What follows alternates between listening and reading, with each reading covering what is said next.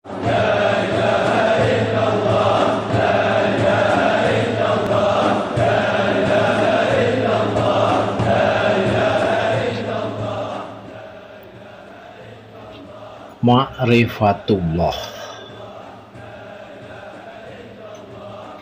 Manusia diberikan kesempatan hidup di dunia harus mengenal dua hal, yaitu tentang penciptanya dan fungsi dirinya dalam menjalani hidup di muka bumi ini. Mengenal Sang Pencipta, yaitu Allah Azza wa Jalla, inilah yang disebut dengan ma'rifatullah. Sedangkan pengenalan atas dirinya sendiri,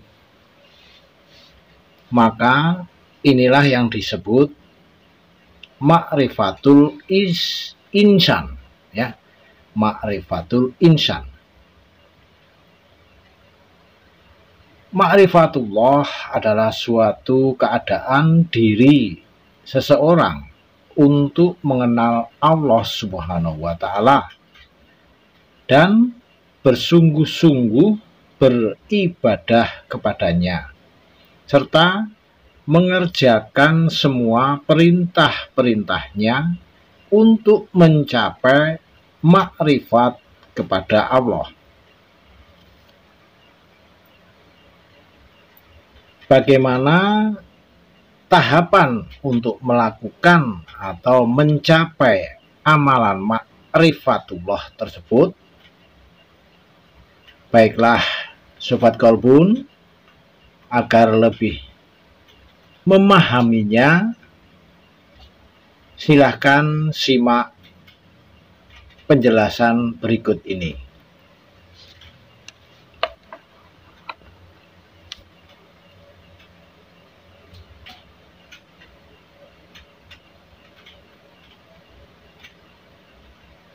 Bismillahirrahmanirrahim. Wassalatu wassalamu ala asyrafil anbiya'i wal mursalin. Ashhadu alla ilaha illallah wa ashhadu anna Muhammadar Rasulullah. Allahumma sholli ala Sayyidina Muhammad wa ala ali Sayyidina wa maulana Muhammadin. Amma ba'du. Assalamualaikum warahmatullahi wabarakatuh.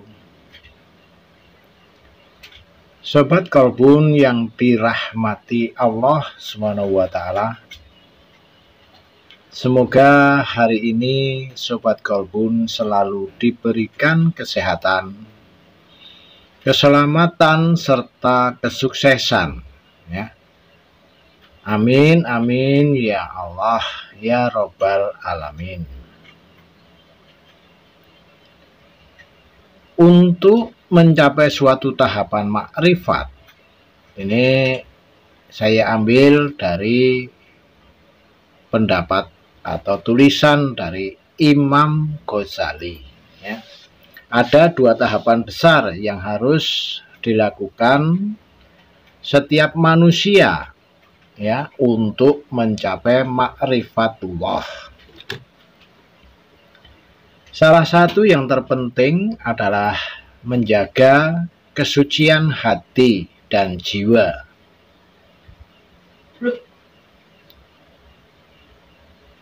Kemudian menurut penjelasan dari Imam Ghazali, manusia yang menginginkan jiwa dan hatinya suci pasti akan selalu berzikir kepada Allah Subhanahu wa Ta'ala. Dengan begitu, kehidupannya akan selalu dipenuhi dengan kearifan serta bimbingan dari Allah Subhanahu wa Ta'ala. dalam mencari kesempurnaan adalah sifat yang paling mulia. Kesempurnaan berarti suatu keberhasilan mensucikan diri dari sifat-sifat yang tercela dan menghias diri dengan sifat-sifat yang terpuji. Setiap manusia diwajibkan untuk menempuh jalan rohani, yaitu mencari kesempurnaan dan mencari kesucian dari perangai yang buruk. Lalu bagaimana caranya agar kita itu bisa menjaga kesucian jiwa yang sudah Allah anugerahkan kepada kita semua? Ini sesuai dengan firman Allah SWT terdapat pada surat An-Nur, yaitu ayat yang ke-30, menjelaskan bahwasanya kullil mu'minina yaghudzu min absarihim wa yahfadzu furujahum dzalika askalahum innallaha khabirum bima yasnaun, yang artinya insya Allah ini, katakanlah kepada orang laki-laki yang beriman, hendaklah mereka menahan pandangannya dan memelihara kemaluannya, karena yang demikian itu adalah lebih suci bagi mereka.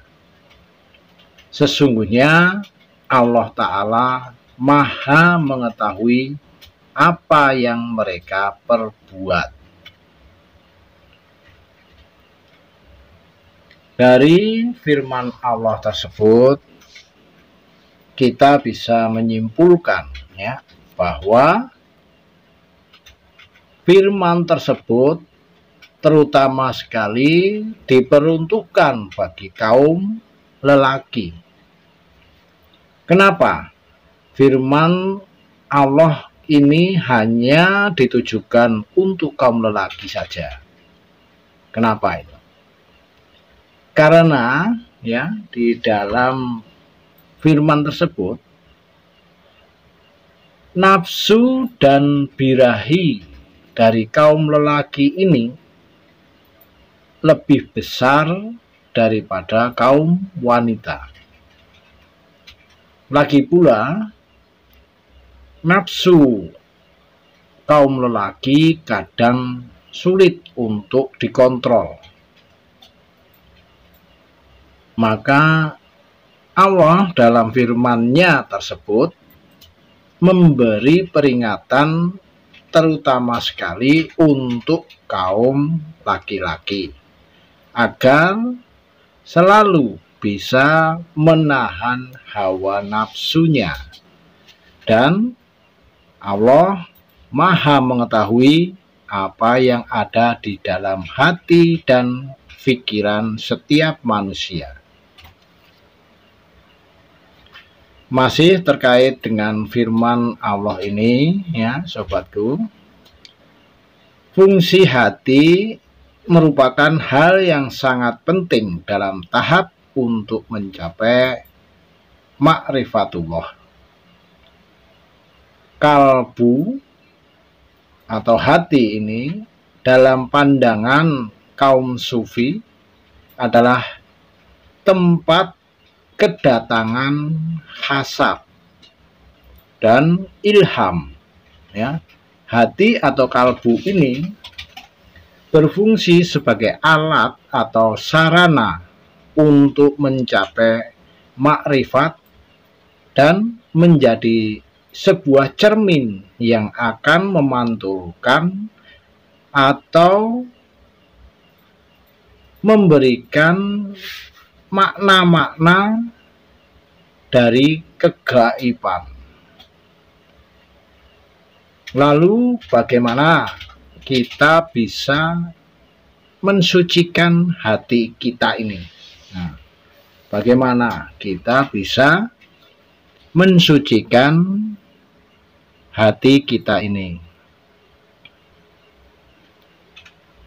Di sini bisa saya gambarkan tentang perilaku kita, ya. Jika kita benar dalam bertingkah laku serta selalu menjaga diri agar tidak melakukan perbuatan-perbuatan dosa, maka mensucikan hati bisa dilakukan dengan menjauhkan atau menjauhi dari perbuatan-perbuatan yang tercela. Sebagai seorang muslim, ya, hendaknya kita harus bersungguh-sungguh ketika melawan hawa nafsu kita, dan kita selalu berusaha untuk mendekatkan diri kepada Allah Subhanahu wa Ta'ala. Dan jika kita sudah memantapkan hati kita, ya, untuk mendapatkan ma'rifatullah tersebut, maka sudah seharusnya kita putuskan segala yang berhubungan dengan urusan duniawi.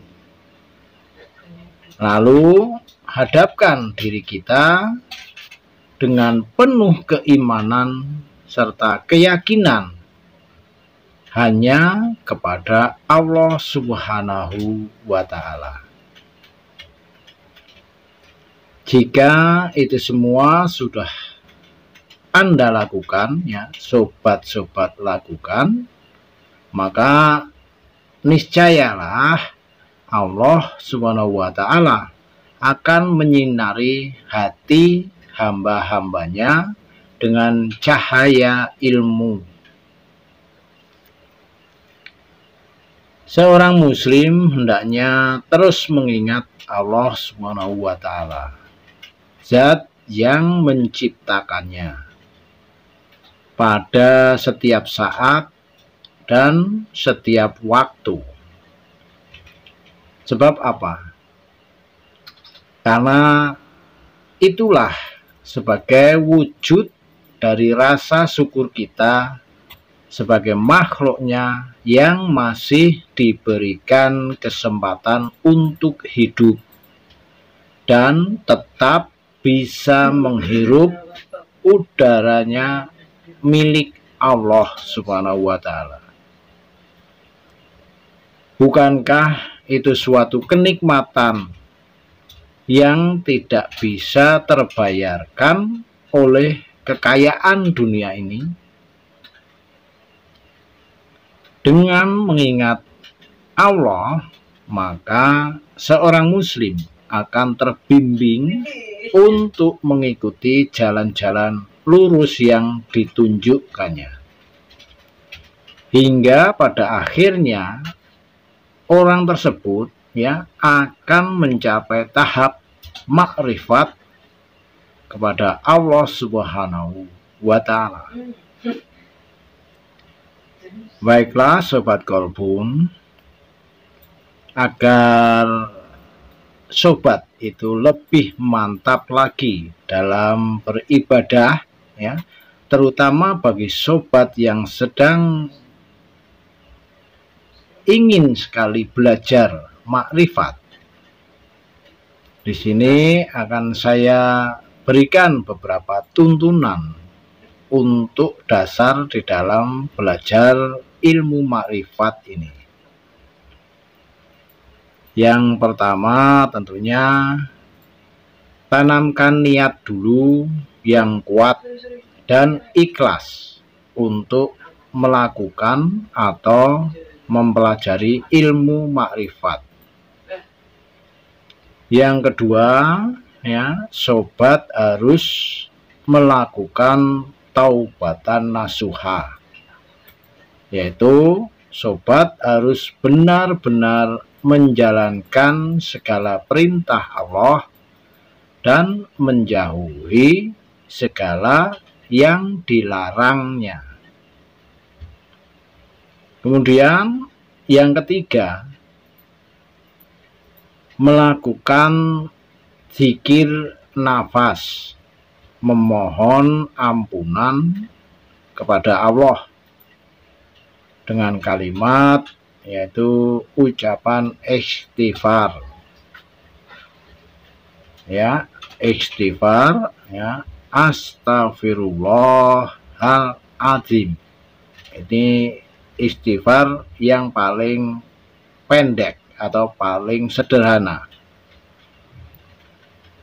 Lakukan wirid ini setiap saat dan setiap waktu, seperti ketika sobat menghirup udara hingga masuk ke hidung dan sampai pada paru-paru sobat semua.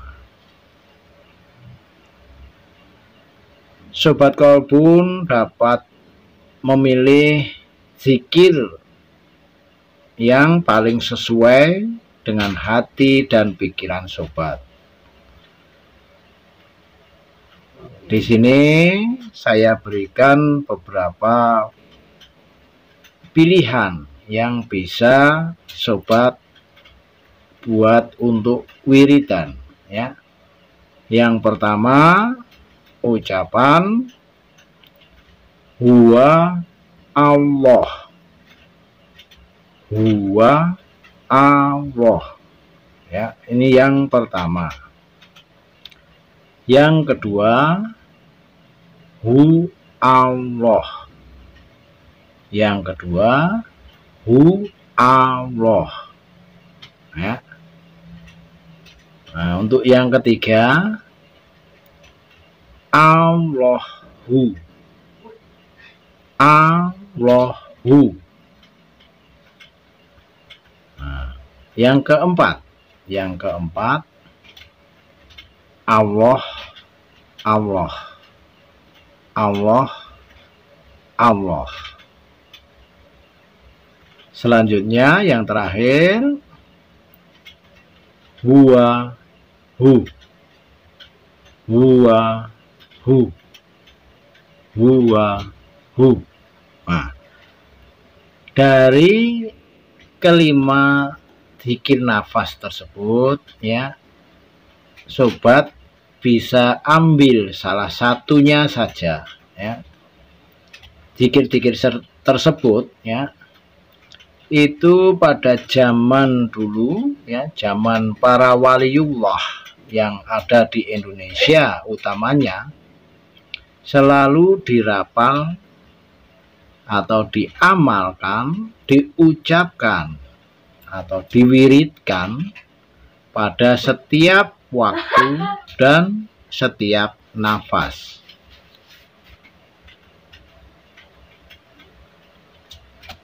Kemudian bagaimanakah cara kita melakukan zikir nafas ini? Caranya tidaklah sulit, ya. Anda atau sobat semua bisa dengan keadaan duduk bersila. Duduk bersila ini bisa sobat lakukan di lantai ataupun di atas kursi ataupun di atas tempat tidur. Tentunya tempat-tempat tersebut harus suci dari najis, ya. Boleh juga dengan berbaring, ya. Langkahnya, ya, yang pertama, tarik nafas perlahan hingga terasa sekali memenuhi paru-paru kita. Lalu tahan nafas selama beberapa detik. Dan kemudian hembuskan pula secara perlahan hingga paru-paru sobat semua itu terasa seakan kosong oleh udara. Dari beberapa ulama memiliki pandangan-pandangan tersendiri ya tentang atau terkait lamanya waktu untuk menahan nafas tersebut. Namun ini secara umum saja ya, yang saya ambil secara umum yang sering dipraktekkan di dalam mempelajari ilmu pernapasan, yaitu dalam hitungan waktu per 10 detik ya. Per 10 detik ini yang dimaksud ya, ketika kita menarik nafas hingga masuk ke dalam paru-paru dalam hitungan itu 10 detik. Kemudian ketika kita menahan nafas di dalam paru-paru, hitungannya juga 10 detik. Kemudian yang selanjutnya, ketika kita hembuskan nafas keluar dari mulut, hitungannya juga sama selama 10 detik. Jadi semuanya 10 detik. Nah, bagaimana dengan bacaan pada dzikir nafas ini? Secara umum saja ya, secara umum saja bisa saya gambarkan atau bisa saya berikan di sini, yaitu dengan lafaz la ilaha illallah.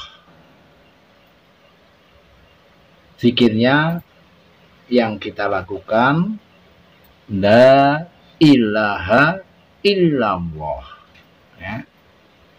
Dengan teknik pernapasan 10 detik tadi ya. Lakukanlah hal ini berulang hingga hitungan 99 kali dzikir.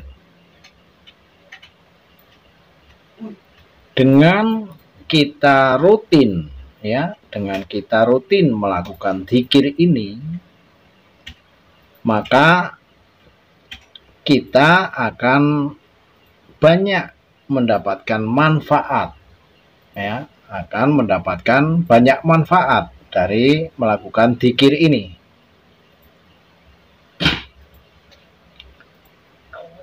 Yang pertama, Allah akan senantiasa melindungi diri kita dari berbagai macam bahaya. Yang terutama sekali tentunya bahaya godaan dari setan ya. Seperti kita telah mengetahui ya, kisah atau cerita tentang diciptakannya Nabi Adam oleh Allah Subhanahu wa taala ya. Hal ini ya membuat setan merasa iri dan mengancam atau berjanji meminta izin terhadap Allah Subhanahu wa taala bahwasannya setan akan terus mengganggu ya, tidak akan pernah berhenti untuk menjerumuskan manusia ya, agar menjadi pengikutnya sebagai pengikut penghuni neraka. Nah, dengan berzikir inilah cara kita agar terlindung dari godaan setan yang terkutuk. Manfaat yang kedua dengan berzikir tentunya membuat kita menjadi manusia yang tidak mudah untuk menyerah. Sebab apa? Sikap yang mudah putus asa adalah sebuah perbuatan yang sangat dilarang di dalam Islam. Bahkan Allah sangat membenci perbuatan atau sikap manusia yang memiliki sikap putus asa ini. Maka dengan kita selalu berzikir tentu akan membantu kita mencari jalan keluar dari setiap permasalahan yang menimpa diri kita.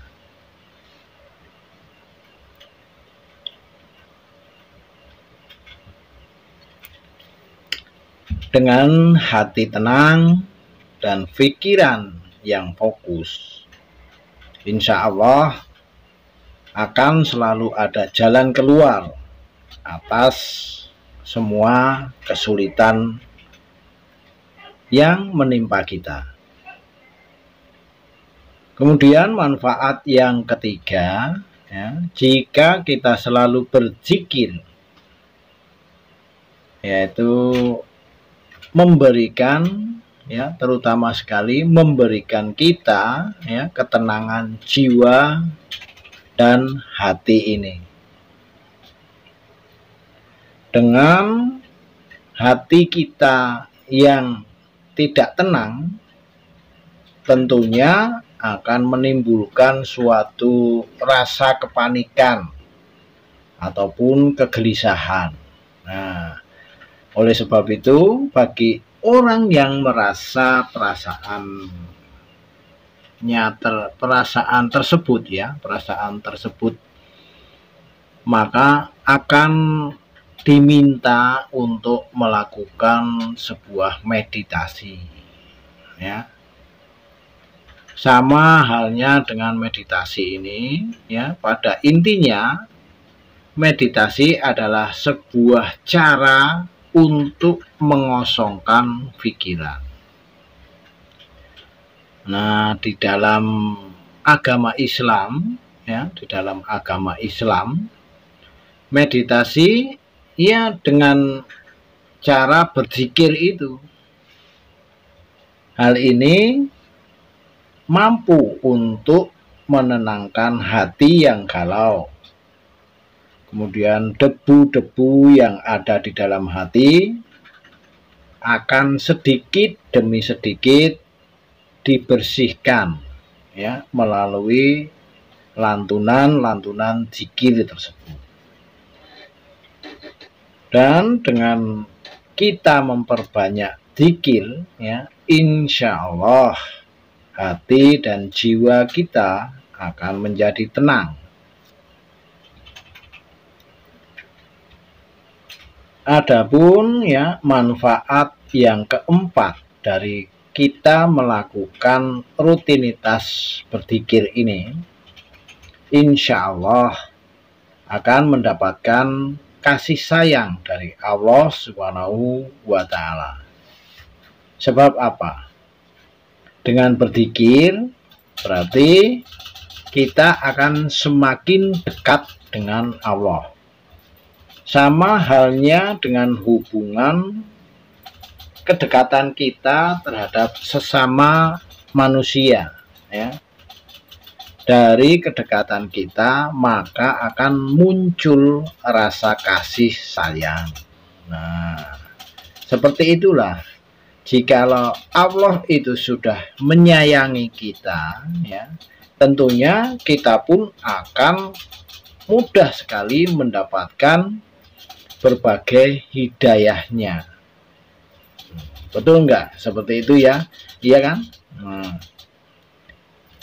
Pertama, ya, Allah tentunya akan melancarkan rezeki kita dari berbagai arah. Dan hal itu tidak akan terduga tentunya jika sobat memang menghendaki zikir mengenai kerezekian atau rezeki yang tak terduga, ini sobat bisa mewiridkan zikir la ilaha illa anta atau subhanallah wa bihamdihi,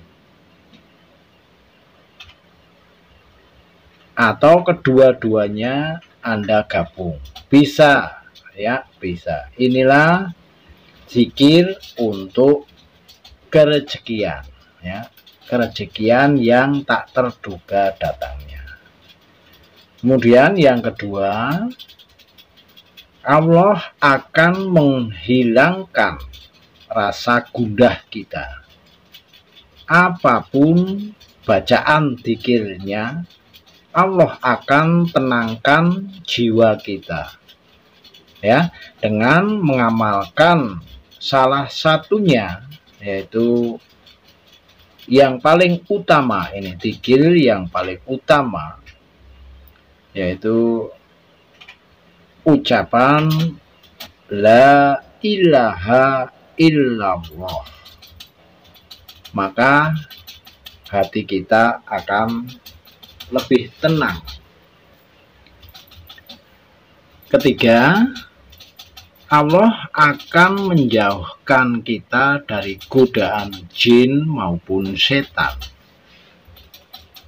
Dengan banyaknya pahala dalam berzikir, maka seluruh malaikat senantiasa mendampingi kita. Pikiran kita pun tidak akan pernah kosong karena kegiatan kita melakukan zikir ya.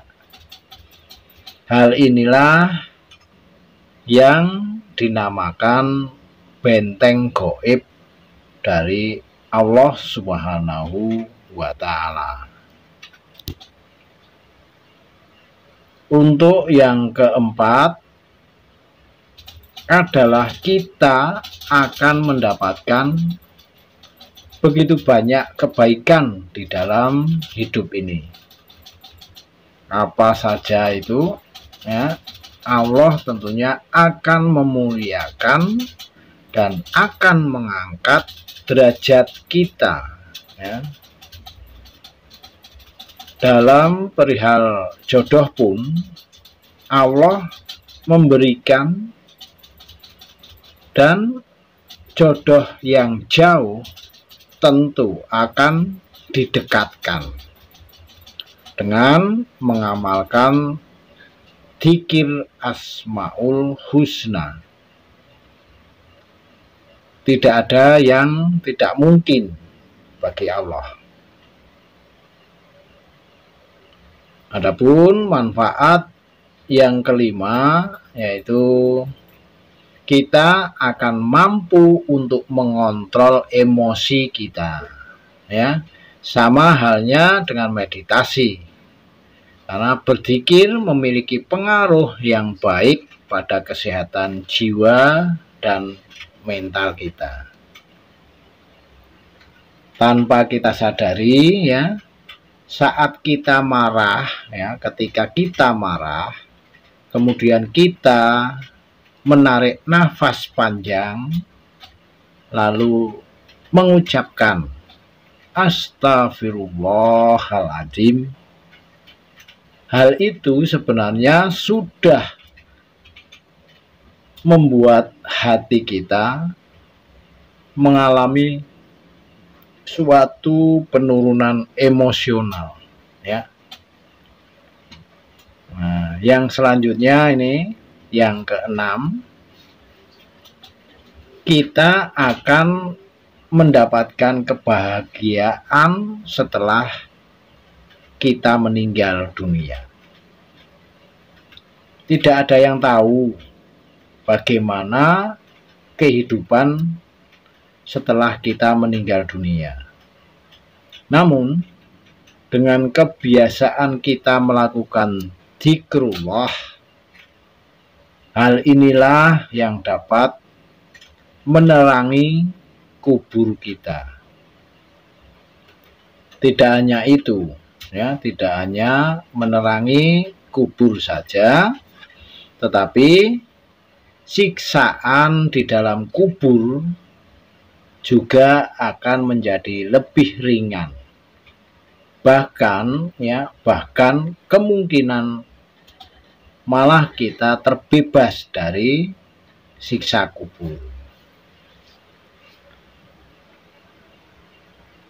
Yang ketujuh, Sobat Golpun, nah inilah yang paling penting di dalam kita membiasakan berzikir, maka akan mendekatkan diri kita kepada Allah Azza wa Jalla.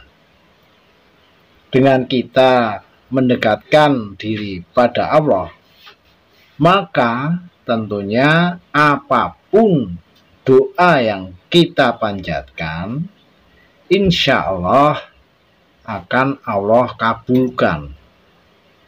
Dan yang terpenting adalah jangan berputus asa, ya.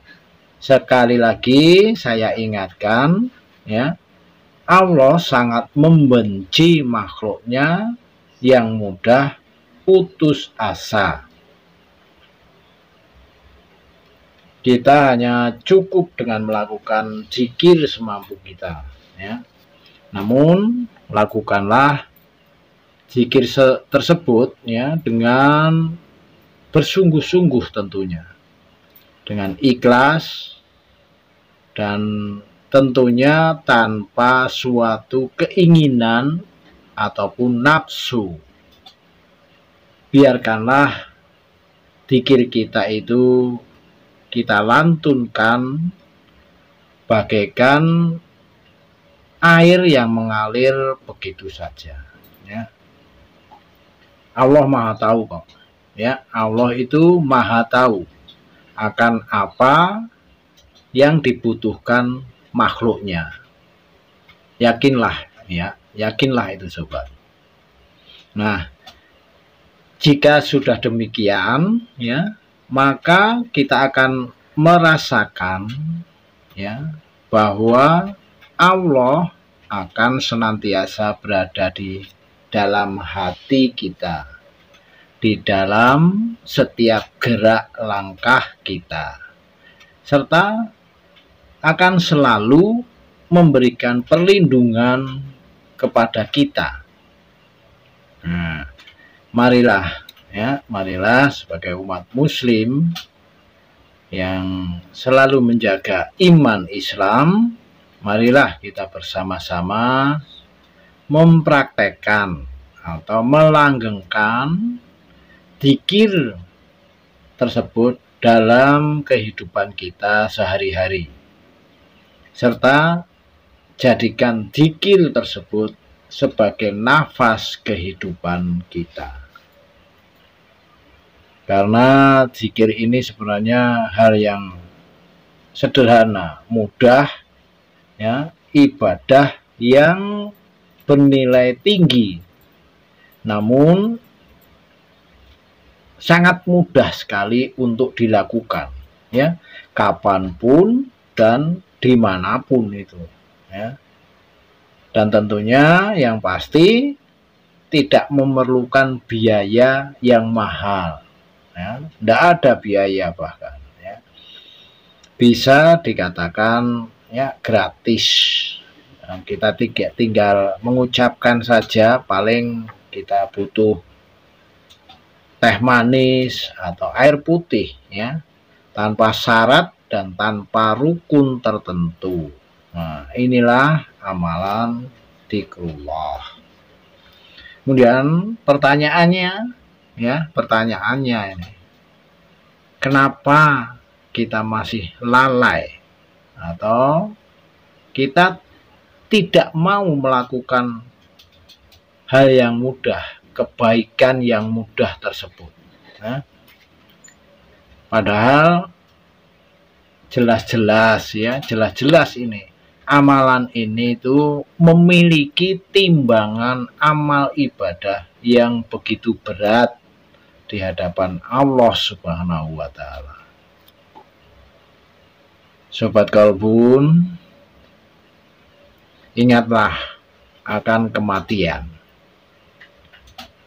karena kita tidak akan pernah tahu akan datangnya kematian itu pada diri kita. Maka segeralah untuk berserah diri, berdoa, berzikir, melanggengkan nama-nama indah Allah, memohon ampunan kepadanya, ya.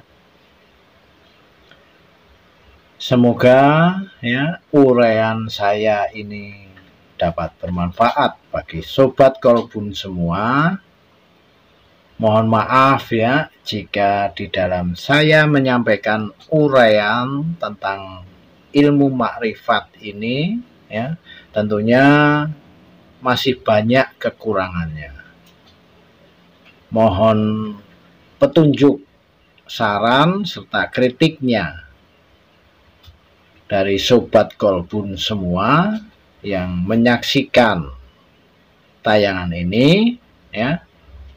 Dan saya tentunya akan sangat-sangat bersyukur ya jika Sobat Kolbun mau meluangkan waktunya untuk menuliskan komentar sobat ya, demi bertambahnya ilmu pengetahuan untuk saya ya. Dan tentunya untuk sobat-sobat Kolbun semua, karena kita harus saling berbagi ilmu, karena ilmu yang kita miliki jika tidak kita sebarluaskan itu juga tidak akan bermanfaat untuk orang lain ya. Jika kita beritahukan, kita sebarkan, akan bermanfaat untuk orang lain ya. Wabillahi taufiq wal hidayah. Wassalamualaikum warahmatullahi wabarakatuh.